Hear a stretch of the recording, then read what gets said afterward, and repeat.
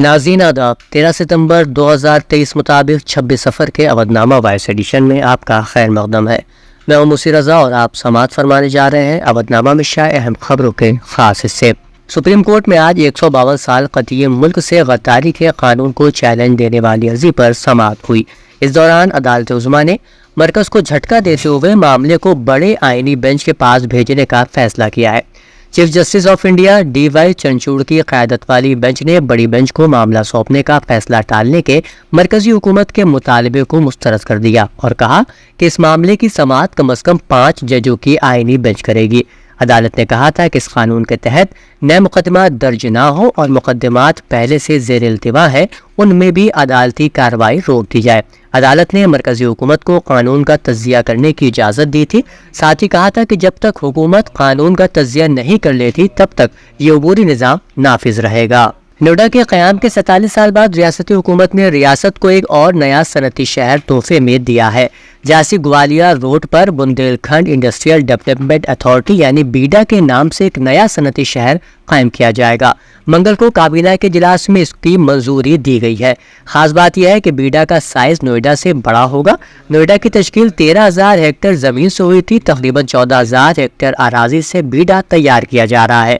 حکومت پہلے مرحلے میں بیڈا کے لیے 5,000 کروڑ روپے کی رقم فراہم کرے گی۔ اس فیصلے سے بندیل کھنڈ کے اضلاع ترقی کے مرکزی دھارے سے جڑ جائیں گے اور بنیادی ترقی کے ساتھ روزگار بھی پیدا ہوگا۔ سپریم کورٹ نے ایک نابالغ لڑکی کی عصمت دری کے جرم میں عمر قید کی سزا کاٹ رہے خود ساختہ مذہبی رہنما آسارام باپو کی ضمانت کی درخواست منگل کو مسترد کر دی۔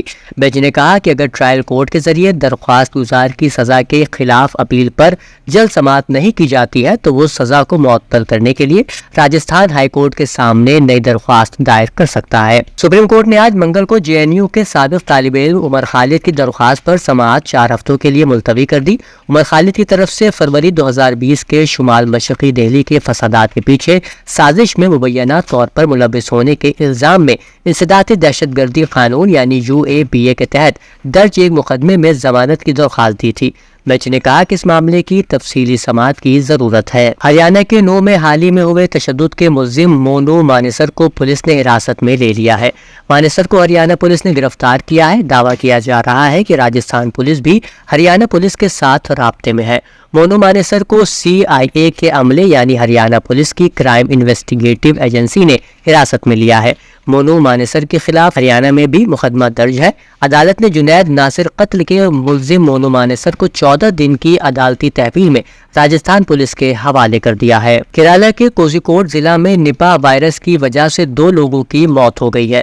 مرکزی وزیر صحت منسکھ مانڈویا نے منگل کو اس کی تصدیق کی۔ خبر رساں ایجنسی PTI کی رپورٹ کے مطابق پہلی موت 30 اگست کو ہوئی اور دوسری موت 11 ستمبر کو ہوئی۔ وزیر صحت مانڈویا نے کہا کہ ایک مرکزی ٹیم کو کیرالہ بھیجا گیا ہے تاکہ صورتحال کا جائزہ لیا جائے اور نپاہ وائرس کے انتظام میں ریاستی حکومت کی مدد کی جائے۔ ایک اور خبر کے مطابق مودی حکومت نے CBI کو لالو یادو کے خلاف زمین کے عوض نوکری معاملے میں مقدمہ چلانے کی منظوری دے دی ہے۔ CBI نے راؤز ایونیو کورٹ کو معلومات فراہم کرتے ہوئے کہا کہ اسے وزارت داخلہ سے لالو یادو کے خلاف مقدمہ چلانے کی اجازت مل گئی ہے۔ CBI نے اس معاملے میں 3 جولائی کو سپلیمنٹری چارج شیٹ داخل کی تھی۔ اس چارج شیٹ میں پہلی بار تیجسوی یادو کا نام آیا ہے۔ CBI نے اس معاملے میں لالو یادو، رابڑی دیوی سمیت 16 لوگوں کو ملزم بنایا ہے۔ اودھنامہ کے جہانما صفحے کے مطابق طوفان ڈینیل نے لیبیا کے مشرقی شہر میں بڑے پیمانے پر تباہی مچائی ہے۔ سیلابی ریلا عمارتوں اور لوگوں کو اپنے ساتھ بہا لے گیا۔ 3,000 سے زیادہ افراد کی ہلاکت کا خدشہ ظاہر کیا جا رہا ہے۔ سوشل میڈیا پر گردش کرنے والی تصویریں اور ویڈیوز میں دیکھا جا سکتا ہے کہ مشرقی لیبیا میں ہونے والی موسلادھار بارش کی وجہ سے عمارتیں پوری طرح تباہ ہو چکی ہیں اور تقریباً پانی میں ڈوبی ہوئی ہیں۔ حکام نے شہر کو آفت زدہ علاقہ قرار دیتے ہوئے بین الاقوامی تعاون کی اپیل کی ہے کیونکہ مقامی امدادی ٹیمیں متاثرہ علاقوں تک پہنچنے میں ناکام ہو رہی ہیں۔ مراکش میں جمعے کو آنے والے خطرناک زلزلے میں 2,800 سے زائد افراد لقمۂ اجل بن چکے ہیں۔ رپورٹ کے مطابق زلزلے میں زندہ بچ جانے والوں کی تلاش کے لیے ریسکیو آپریشن جاری ہے۔ زلزلے کے بعد ہسپانیہ، برطانیہ اور قطر کی ٹیمیں بھی مراکش میں امدادی کارروائیوں میں مصروف ہیں۔ خدشہ ظاہر کیا جا رہا ہے کہ بہت سے افراد ابھی ملبے کے نیچے دبے ہوئے ہیں۔ زلزلے کا مرکز مراکش سے 72 کلومیٹر جنوب مغرب میں تھا۔ امدادی ٹیمیں اور مراکشی فوج زندہ بچ جانے والوں اور ہلاک ہونے والوں کی لاشوں کو تلاش کرنے میں مصروف ہیں۔ واضح رہے کہ مراکش میں تباہ کن زلزلے کے بعد عراق میں بھی زلزلے کے جھٹکے محسوس کیے گئے تھے، مگر فی الحال کسی جانی اور مالی نقصان کی اطلاع نہیں ہے۔ روس کی سرکاری خبر رساں ایجنسی کے مطابق شمالی کوریا کے رہنما کم جونگ آن کو لے کر آنے والی ٹرین روس پہنچ چکی ہے۔ روسی صدر پوتن ان سے ملاقات کے دوران توپ خانے کے ہتھیار اور ٹینک شکن میزائل فراہم کرنے کا مطالبہ کر سکتے ہیں۔ جنوبی کوریا کی فوج نے بھی کم جونگ کی روس پہنچنے کی تصدیق کی ہے۔ سیول نے ایک بیان میں کہا کہ وزارت قومی دفاع سمجھتی ہے کہ شمالی کوریا کے کم جونگ ان ایک نجی ٹرین کے ذریعے منگل کی صبح روس پہنچے ہیں۔ کریملن کی جانب سے پیر کے روز ایک مختصر بیان میں کم جونگ کے دورے کی تصدیق کرتے ہوئے کہا گیا کہ یہ دورہ روسی صدر کی دعوت پر کیا جا رہا ہے۔ ادھر تجزیہ کاروں کا کہنا ہے کہ روسی صدر ولادیمیر پوتن اس ملاقات میں یوکرین جنگ میں استعمال کرنے کے لیے بھاری ہتھیار اور میزائل فراہم کرنے کے لیے کم جونگ سے درخواست کر سکتے ہیں۔ ایک رپورٹ کے مطابق اسرائیل کے ایک عہدیدار نے بتایا کہ یونیسکو کے تاریخی ورثے اور تاریخی مقامات سے متعلق اجلاس میں شرکت کے لیے 5 رکنی وفد اتوار کو سعودی عرب پہنچ گیا۔ انہوں نے دورے کی حساسیت کا حوالہ دیتے ہوئے اپنے شناخت ظاہر کرنے سے گریز کیا اور کہا کہ یہ ایک اچھا قدم ہے۔ اسرائیلی عہدیدار کا کہنا تھا کہ ہم یونیسکو اور سعودی حکام کے شکر گزار ہیں۔ دورے کے حوالے سے اسرائیلی عہدیدار نے بتایا کہ دورہ بہت اچھا رہا اور وہ ہمارے ساتھ بہت اچھا برتاؤ کر رہے ہیں۔ ایک نوجوان سعودی رضاکار سے اسرائیلی وفد کے بارے میں پوچھا گیا تو انہوں نے کہا کہ یہ خدا کی طاقت ہے، مسئلہ ہم سے بڑا ہے اور ہم اس پر اعتراض نہیں کر سکتے۔ جرمنی نے یوکرین کو مزید 40 لڑاکا ٹینک یعنی IFV مہیا کرانے کا اعلان کیا ہے۔ جرمن حکومت نے دفاعی ساز و سامان تیار کرنے والی کمپنی رائن میٹل کو یوکرین کو مزید 40 لڑاکا گاڑیاں مہیا کرانے کا آرڈر دیا ہے۔ اگست 2023 میں دیے گئے اس آرڈر کی مالیت کروڑوں یورو ہے۔ رائن میٹل نے ایک بیان میں کہا ہے کہ وہ ٹینک نما ان پرانی گاڑیوں کی مرمت کے لیے کام جاری رکھے ہوئے ہے اور اس بات کو یقینی بنا رہی ہے کہ ماڈل IFV کی جدید ترین کھیپ 2023 سے شروع ہونے والے معاہدے کے مطابق مہیا کی جا سکے۔ اس سال ان اضافی 40 گاڑیوں کی ترسیل کے بعد یوکرین کو مہیا کرائی جانے والی ماڈل گاڑیوں کی کل تعداد 80 ہو جائے گی۔ اتر پردیش کے نائب وزیر اعلیٰ کیشو پرساد موریہ نے کہا ہے کہ دیہی علاقوں کے لوگوں کے لیے پانی کی نکاسی کے لیے نالیوں اور مناسب سڑکوں کا ہونا بہت ضروری ہے۔ بعض مقامات پر بارش کے موسم میں پانی جمع ہونے کا مسئلہ سنگین ہو جاتا ہے، جس کی وجہ سے دیہی عوام کو پریشانیوں کا سامنا کرنا پڑتا ہے۔ انہوں نے دیہی ترقیات کے محکمے کے عہدیداروں کو جامع رہنما خطوط جاری کیے ہیں تاکہ اس بات کو یقینی بنایا جا سکے کہ دیہی علاقوں میں مناسب اندرونی گلیوں کی صفائی اور دیہاتوں میں پانی جمع ہونے کی صورتحال پیدا نہ ہو۔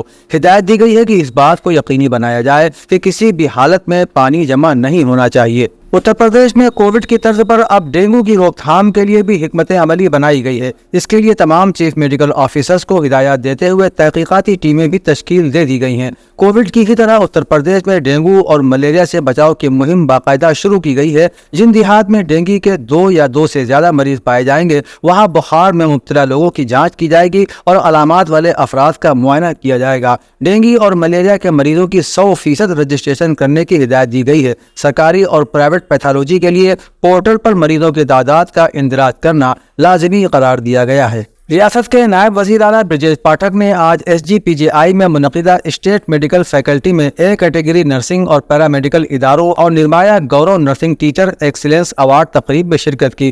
انہوں نے اس موقع پر اپنے خطاب میں کہا کہ نرسنگ کوئی پیشہ نہیں بلکہ انسانی خدمت کا ذریعہ ہے۔ نرسنگ اور پیرامیڈیکل کے شعبے میں ریاست میں کافی کام ہو رہا ہے، سینکڑوں لوگوں کو روزگار ملا ہے۔ ویب سائٹ بھی آج لانچ کی گئی ہے۔ آیوشمان کارڈ جنگی بنیادوں پر تیار کیے جا رہے ہیں۔ ریاست میں 1 ڈسٹرکٹ 1 میڈیکل کالج کے تحت بڑے پیمانے پر کام جاری ہے۔ انہوں نے کہا کہ نرسنگ اور پیرامیڈیکل کے شعبوں میں باقاعدگی سے بھرتیاں بھی کی جا رہی ہیں۔ آئندہ لوک سبھا انتخابات کے تعلق سے ریاستی کانگریس صدر اجے رائے کی صدارت میں ریاستی کانگریس ہیڈ کوارٹر میں پارٹی کے سابق ممبران پارلیمنٹ اور سابق MLAs کی میٹنگ ہوئی۔ میٹنگ میں سابق MP اور MLAs نے ایک ایک کر کے اپنی تجاویز پیش کی اور تنظیم کی مضبوطی پر خصوصی طور پر زور دیا۔ سابق MP اور MLAs نے یقین دلایا کہ جب بھی پارٹی کا حکم آئے گا اور پارٹی پروگرام منعقد ہوں گے تو وہ ہر طرح سے تعاون کریں گے اور ضرورت پڑنے پر جیل جانے سے بھی پیچھے نہیں ہٹیں گے۔ ریاستی صدر اجے رائے نے کہا کہ آپ بزرگوں کے تجربات اور آشرواد سے حاصل ہونے والی توانائی ریاستی تنظیم کو نئی توانائی بخشے گی اور 2024 کے لوک سبھا انتخابات میں وہ بی جے پی کو عبرتناک شکست دے کر اقتدار سے بے دخل کر کے ملک میں کانگریس کی حکومت بنائیں گے۔ عالمی شہرت یافتہ حضرت مخدوم شاہ مینہ شاہ رحمۃ اللہ علیہ کا 561واں قدیمی سالانہ عرس 21 صفر المظفر سے 24 صفر المظفر مطابق 8 ستمبر سے شروع ہو کر 12 ستمبر بروز منگل کو بحسن خوبی اختتام پذیر ہوا۔ اس میں قرآن خوانی، محفل میلاد النبی، ذکر فضائل اولیاء اللہ کے علاوہ محفل سماع کا بھی اہتمام کیا گیا۔ حضرت شاہ مینہ شاہ کے عرس مبارک کے آخری دن بھی ملک بھر سے زائرین اور عقیدت مندوں کے آنے کا سلسلہ جاری رہا۔ قم شریف میں مدارس اہل سنت، مزارات اولیاء کرام، ملک اور صوبے کی خوشحالی کے لیے دعا کی گئی۔ بعد نماز مغرب عقیدت مندوں نے سجادہ نشین و متولی پیرزادہ شیخ راشد علی مینائی کے ہاتھوں تبرکات حاصل کیے اور درگاہ میں حاضری دے کر اپنے اپنے گھروں کی طرف کوچ کر گئے۔ نامہ میں شائع مضامین کو مکمل طور پر پڑھنے کے لیے اودنامہ کی ویب سائٹ www.awadnama.com پر وزٹ کریں اور ای پیپر پر کلک کریں۔